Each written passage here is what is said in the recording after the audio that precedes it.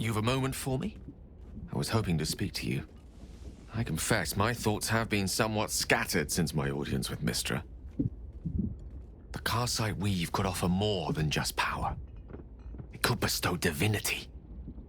If I only trust myself to wield it. I know this may not be the course you would choose for me, but before you protest, you should at least know what it is you would be advising against. Please, close your eyes a moment.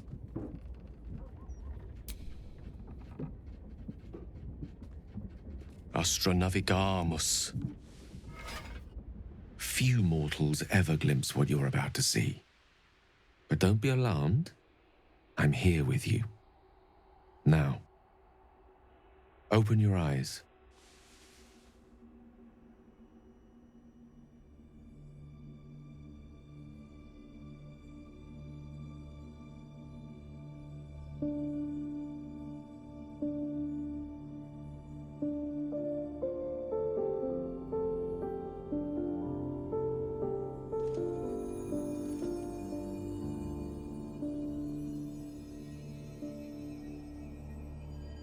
The outer planes.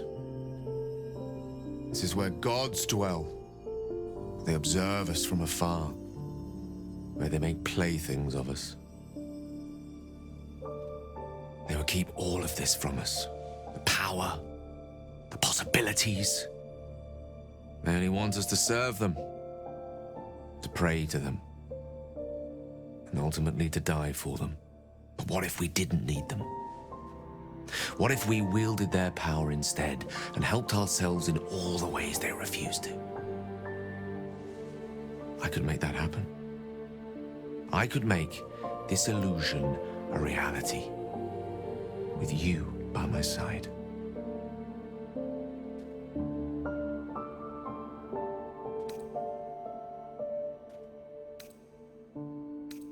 Then have me. But have the best possible version of me. The tadpoles, the orb, these threats to our existence. The gods could aid us if they wished, but instead they cower behind Io. So let us act ourselves. With the power of the crown, any foe would be rendered impotent. Any obstacle would be dwarfed by our might. I used to believe Mistra's forgiveness was worth dying for. But I was wrong. You showed me just how much I have to live for. With you, I forget, my goddess. I love you. Tell me you feel the same way. Tell me you want what I want. Please.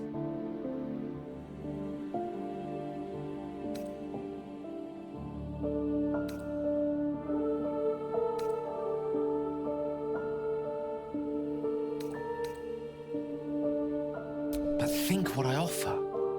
The vastness of eternity to explore, the weave at our fingertips. You would really prefer me as I am?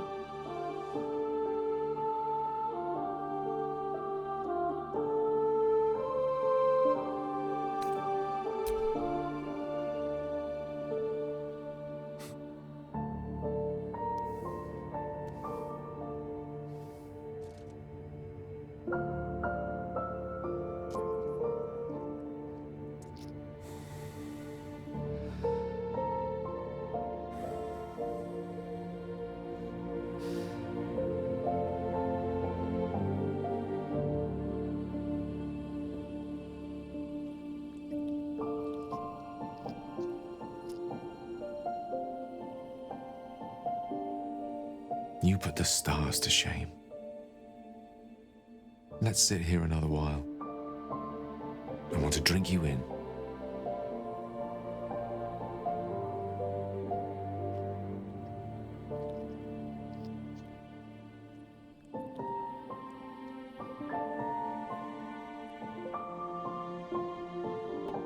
My time is yours.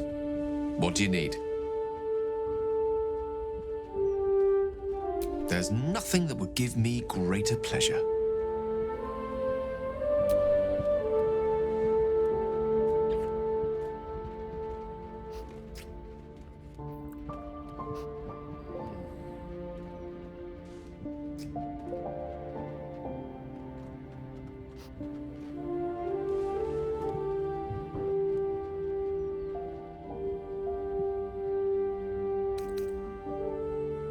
Glad to be alive. But mostly frustrated we came so close to the source of our strife, that brain, and left it intact. Still, each new dawn with you was a blessing I didn't dare to hope for. Selfish, as I'm no doubt being, I'm grateful for that.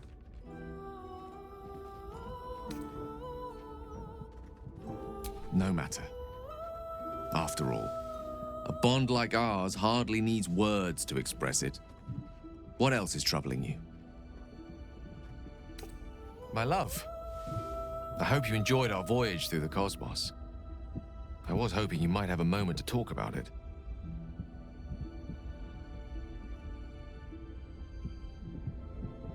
Neither have I. The closest thing to a deserving canvas on which to place your beauty. But I've also not forgotten why I took you there. I hope you don't think less of me. Great ambition should not come at the expense of what you already hold dear. I see that now.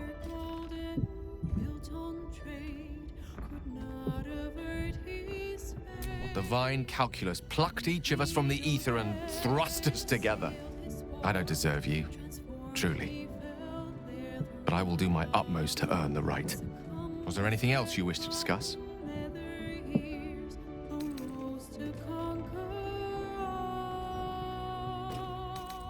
There's nothing that would give me greater pleasure. At a loss, really. People have always commented on my confidence, sometimes my overconfidence. In one particularly cutthroat assessment at university, my abject and incorrigible self-delusion. To put my faith in someone else and trust that we will find a better way together. It's a rather new experience for me. One I'm enjoying for the most part. But a new one, nonetheless. Strolling these streets together would have been quite magical in other circumstances. This is all a tad apocalyptic for my liking.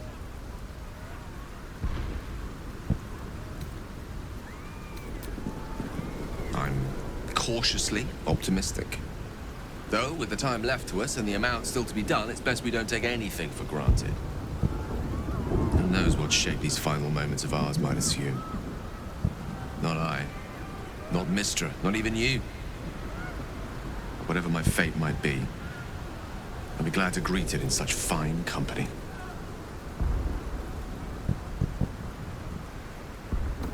When? I'm glad you have such confidence in our endeavor. I confess, my own's not constructed from such immutable materials. I don't dare to imagine making such a decision when there's the small matter of the enormous brain beneath the crown still to overcome. Ask me again when the Illithid scourge has been wiped from this city and I'll have an answer for you. Until then, it's best not to count on anything.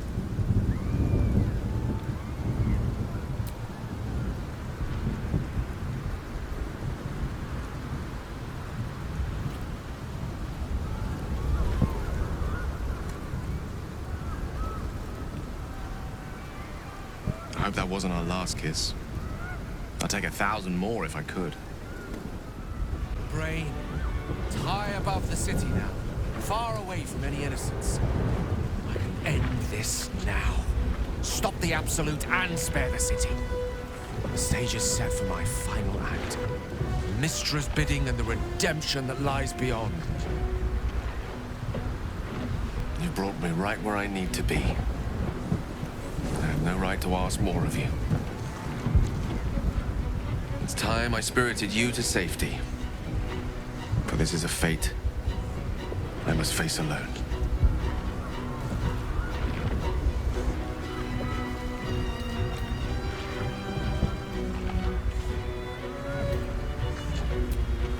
As much as I enjoy your company, I'm not willing to kill you just to wring out a few last moments. It's just a choice between two deaths. Quick and meaningful, or torturous and pointless. It's now or never.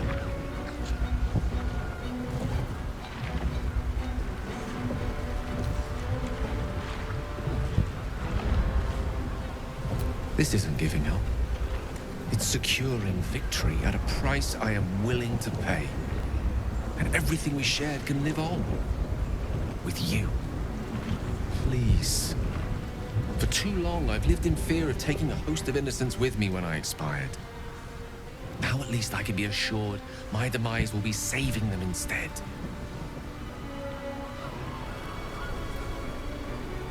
If you're mistaken, this could be the end of everything. We'll be failing right at the last hurdle. But I only made it this far thanks to you. Who am I to question such sterling guidance now? Mistra won't be pleased. But perhaps trying to please the gods is a fool's errand. Lead on, then. I shall stay my hand as long as I can. But if the tide of battle turns against us, remember I have the means to bring a swift end to this. But it seems that Gale's mind is elsewhere. Gale, is something the matter? The crown. It's somewhere in the Gionthar. If I salvage the stones, I can reforge it. The power of Karsus would be in my hands.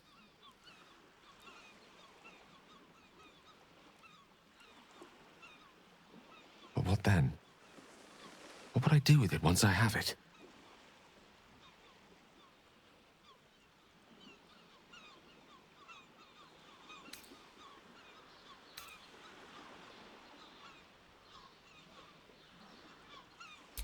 A wise suggestion.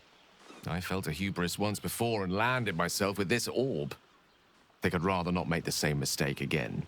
If this adventure has taught me anything, it's that there are things in this world far more valuable than power. You, for example. You're always wiser than me when it mattered most. Besides, grown quite fond of this merry band of ours, but I'd quite like to see what happens to it. I'm sure Mistra will summon me soon enough, but until then, I propose we celebrate our victory the mortal way, with a drink in our hands and reckless abandon in our hearts.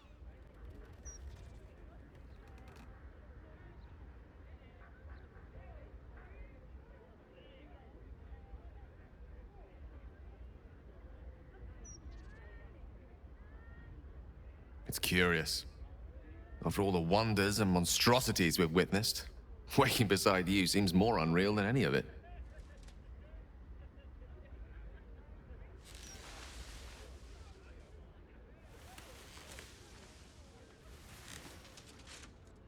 I've forgotten what it felt like to greet a sunrise without fear of it being my last.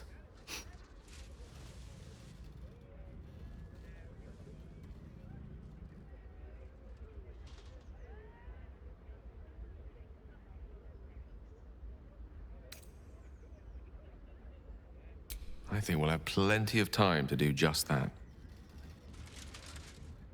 It's strange. But somehow I woke up this morning and realized the orb feels different. No clamor, no desperation, no hunger.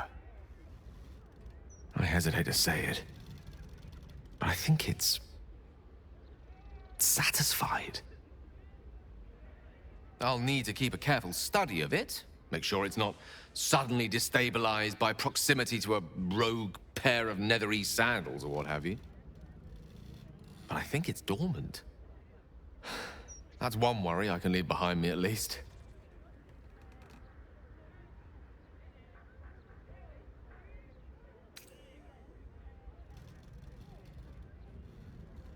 Not the matter, but there is a matter I wanted to speak to you about.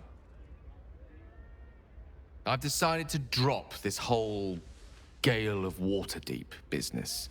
It's a bit pompous, don't you think? You're now in the company of plain old Gale Decarius, a most brilliant wizard of intentionally limited renown. At your service.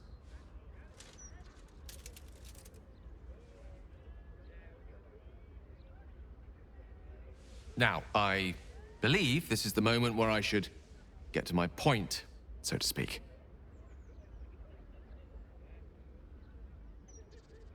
I love you. More than I've ever loved anyone, mortal or immortal. And you've proven your love for me in more ways than even the greatest mathematicians would dare to count. That being said, I wondered if you might consider accompanying me back to Waterdeep as a new member of the Dakaria's clan.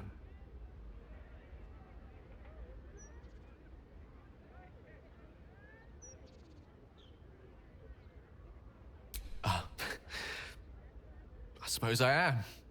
Tara would be delighted, not to mention my mother. But I'd be just as happy without such ceremony. So long as we're together.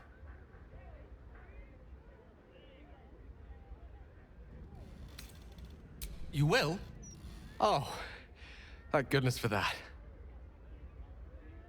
We'll need to make the arrangements, of course. The Dakaria's clan is scattered far and wide, and you'll have invites of your own to send out, I'm sure. But that's all to come.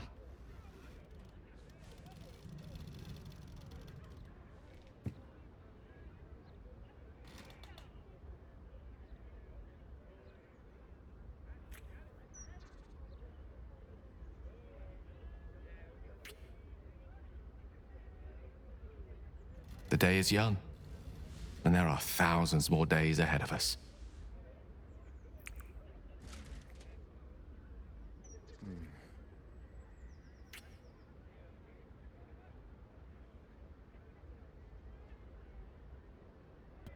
You and Gale have made a home for yourselves in Waterdeep. Sometimes it isn't clear what he loves more, his research or you. But when he looks into your eyes or up at the stars while he sits by your side, you know the answer. One such night, your reveries are interrupted by an embarrassed apprentice delivering an urgent message written in a frail hand. An invitation to a gathering of former allies, those who stood with you against the Netherbrains 6 months ago. Gale the adventurer has quickly become Gale the academic, but he's all too happy to leave his tower for this meeting. Oh, hello, darling. I wasn't sure you'd make it. Yes, you are a very social sort, aren't you? Gale's never been kept so busy in all his days. No wonder his studies are suffering. But such is the way of love, isn't it?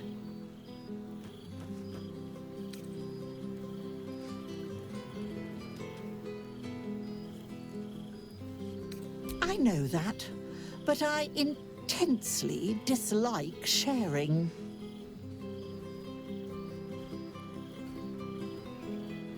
Yes, I am. And you're a dear for putting up with this cranky old Tressim. I may show my claws now and then, but I hope I never scratch you too deeply. Gale, on the other hand, the way he leaves his potions in absolute disarray. I know for certain he wasn't raised in a barn, but you'd never know it. We must begin our campaign to set him on the straight and narrow when we return home. Now, enjoy your party. You've quite earned it, if the balladeers are to be believed. You're quite certain I look acceptable. I can't remember when I last wore something other than my teaching robes. Feels a little odd to find myself in something so unsinged.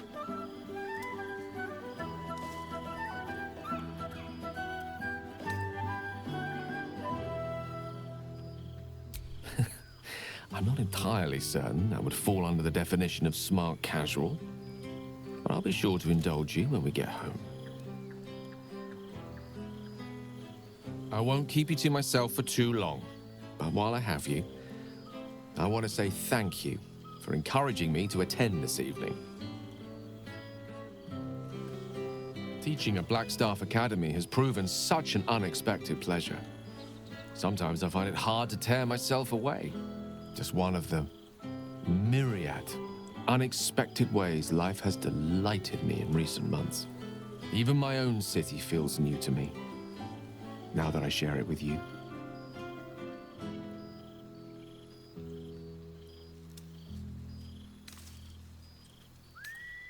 I'm just glad you're happy there. When we met, our lives were rather different, and being here this evening, well, reminds me how much has changed.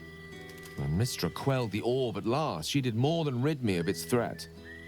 She created room for hope, where once I only felt despair. Standing here, now, I no longer see the people we were. Frightened, desperate, alone. We changed. We survived. And we did it together. I've missed them. I've missed this.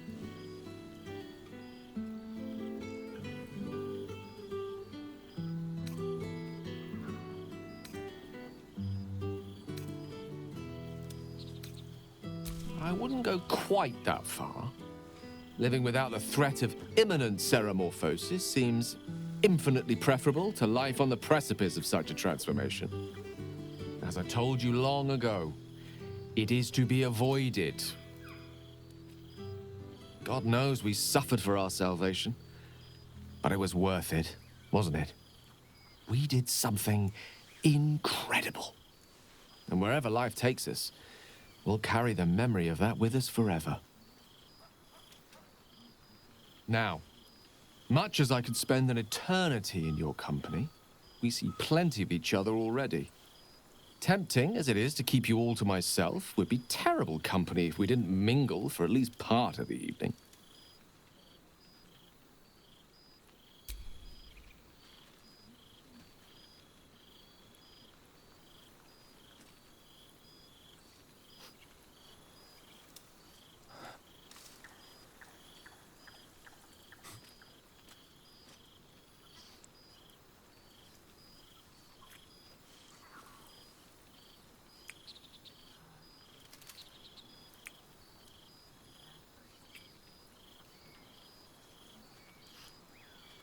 I love you.